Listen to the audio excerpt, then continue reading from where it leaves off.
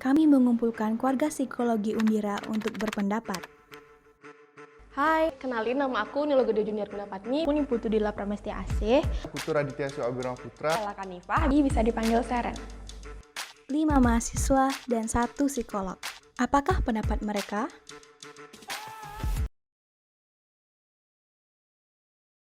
Kamu suka drama Korea nggak?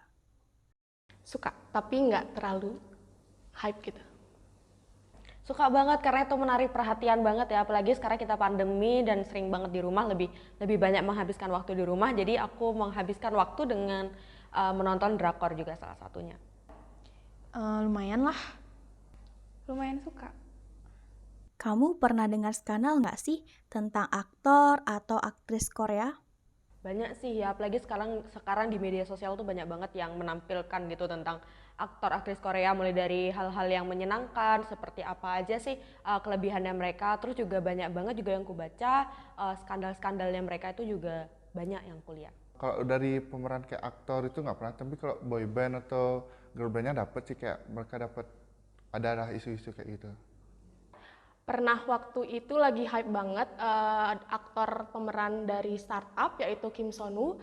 Waktu itu dia kena kasus tentang mantan pacarnya yang disuruh gugurin kandungannya. Pernah, tapi aku nggak begitu mengikuti. Pernah sih, tapi cuma dengar-dengar sekilas aja. Ada aktor kelahiran 1993, Kim Jisoo. Aku tahu Jisoo ini juga dari Nam Joo Hyuk kalau nggak salah. Di bulan Maret 2021 lalu nih, Jisoo dituduh melakukan bully saat ia masih duduk di bangku SMA. Bukannya ini hoax ya? Ia juga dituduh telah melakukan pelecehan seksual. Beberapa postingan yang mengaku pernah menjadi staf juga mengungkapkan bahwa Jisoo sangat tidak sopan kepadanya. Beberapa waktu kemudian, Jisoo membenarkan rumor ini dan menuliskan permintaan maafnya melalui sosial media. Apalagi dia kan public figure, melakukan aksi bullying itu kan kayak nggak etnis untuk seorang yang menjadi gimana ya, panutan, bukan sih panutan, lebih tepatnya kan dia kan pasti ada fans. Nah fans kan pasti ngikutin dia sebagai panutan untuk ini, kan nggak mungkin lah, masa sih panutan melakukan hal yang seperti itu, apalagi pelecehan seksual kan keras sekali rasanya. Dalam artian keras kan kayak nggak pantas rasanya untuk seorang kayak gitu ya. Memang sih ya, kalau manusia kan ada aja kayak gimana gitu, tapi masih bisa dikontrol lah. Gotik dilaporkan seorang warga Palembang, Sumatera Selatan atas pelecehan lambang negara Indonesia. Duta Pancasila ya sekarang kalau nggak salah diangkat. Bukan hanya di main-main sama Pancasila, semua tertawa. Udah nggak heran lagi sih sama masyarakat, sama pola pikir masyarakat Indonesia. Zaskia Gotik ditunjuk menjadi Duta Pancasila oleh Ketua Fraksi PKB MPR RI, Abdul Qadir Karding. Kok bisa sih? Aneh banget, malah dijadiin Duta Pancasila. Ini gimana ya, agak aneh ya. Yang pertama, awalnya dia ngelecehin Pancasila, tapi tiba-tiba jadi Duta Pancasila. Kalau misalkan dia jadi Duta Pancasila itu jadi kayak gimana ya, kayak bercandaan aja gitu loh. Oh, aku nggak sengaja nih nyebutinnya kayak gitu. Ya udah, aku pakai aja gitu kan, aku bercanda. Jadi kayak dimaklumi gitu. Toh juga Duta Pancasilanya pernah menyalahgunakan, akhirnya dimaafkan, kemudian dia jadi Duta Pancasila. Menurut aku kurang tepat aja sih. Menurut kamu nih, dari kedua video tadi, apa sih yang membuat perlakuan pemerintah dan penggemar di Indonesia dan Korea itu berbeda? Kalau menurut aku pribadi ya itu karena dari budayanya. Kalau di budaya Indonesia itu kan cukup berbeda dengan budaya Korea.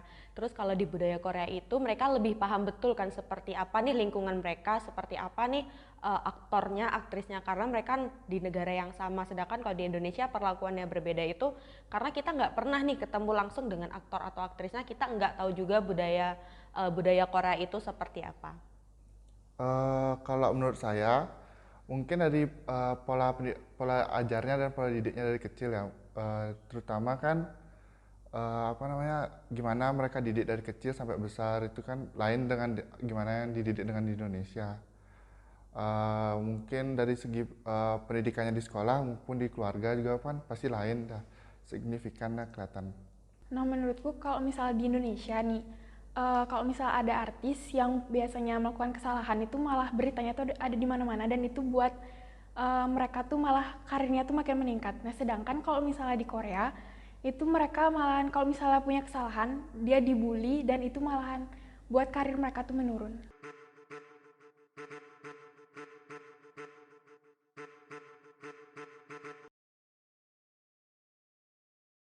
Jika dilihat terkait dengan respon yang berbeda ya antara masyarakat Indonesia dan Korea dalam menanggapi isu skandal, kita bisa kaji, kita bisa lihat dari sudut pandang psikologis. Setiap manusia itu punya yang namanya real self dan ideal self. Real self adalah diri kita yang sebenarnya dan ideal self adalah diri yang kita inginkan. Nah, seringkali saat orang mengidolakan suatu sosok, dia memproyeksikan ideal self-nya ke sosok orang tersebut. Sehingga seolah-olah orang yang dia idolakan, si public figure ini harus perfect, harus sesuai dengan apa yang dia pikirkan. Nah, ini yang terjadi teman-teman apabila di masyarakat Korea ideal self mereka itu terlalu perfect, terlalu sempurna. Sehingga pada saat si public figure itu melakukan satu kesalahan, responnya atau reaksinya akan lebih besar. Seolah-olah gak boleh melakukan itu dan itu bukan sesuatu yang diharapkan. Akhirnya responnya akan sangat negatif. Nah sebaliknya ideal self rata-rata di masyarakat Indonesia mungkin akhirnya lebih bukan lebih rendah ya, tapi tidak seperfect di Korea. Ya walaupun kita pengen idola kita itu tampil baik, tapi saat misalnya nih satu hari dia punya jerawat di mukanya ya, kita nggak akan tiba-tiba langsung tidak mengidolakan mereka kan, seperti itu. Nah ini juga terkait dengan budaya masyarakat Indonesia yang memang memang menerima situasi atau keadaan karena kita mudah beradaptasi dengan satu perubahan. Ini signifikan sekali mempengaruhi bagaimana respon atau reaksi yang sangat berbeda sebenarnya dari masyarakat Indonesia dan Korea dalam menanggapi isu tersebut. Tips untuk menjadi netizen yang bijak. Yang pertama, pastikan sumber dari berita yang teman-teman baca, yang kita baca, itu adalah sumber yang terpercaya. Sebelum ada bukti, sebelum ada proses di sana, nah silahkan tahan dulu responnya, jangan terlalu reaktif, karena kembali lagi bisa jadi kita menunjuk ke orang yang salah. Yang kedua, kurangi ekspektasi terhadap si public figure. Kembali lagi, siapapun yang kita idolakan, siapapun yang kita gemari, mereka tetap seorang manusia. Manusia pasti punya celah atau peluang untuk melakukan kesalahan, baik itu sengaja maupun tidak disengaja.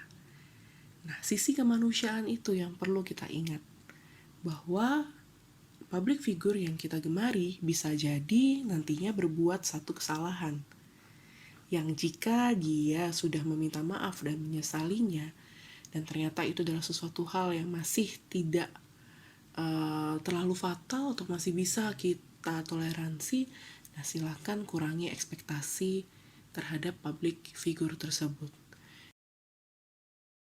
Perfection isn't human. Human beings are not perfect. What evokes our love is the imperfection of the human being. Satu quotes dari Joseph Campbell, seorang penulis dan juga tokoh psikologi. Dan ternyata yang membuat kita bisa mencintai adalah ketidaksempurnaan itu. Jadi, tetaplah kita menjadi netizen yang memandang seorang public figure dengan ketidaksempurnaan mereka dan menerima itu sebagai bagian dari diri mereka.